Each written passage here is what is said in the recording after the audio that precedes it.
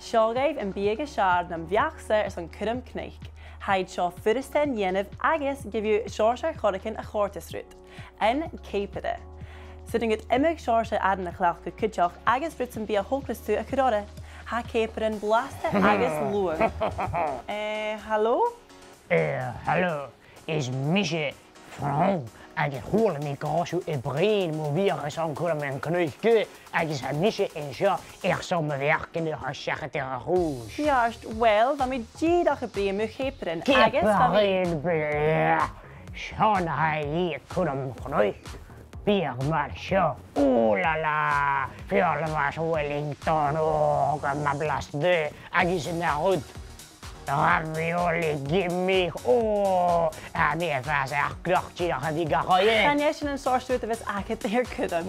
Ga je zien, spatje, ja. Oh la la.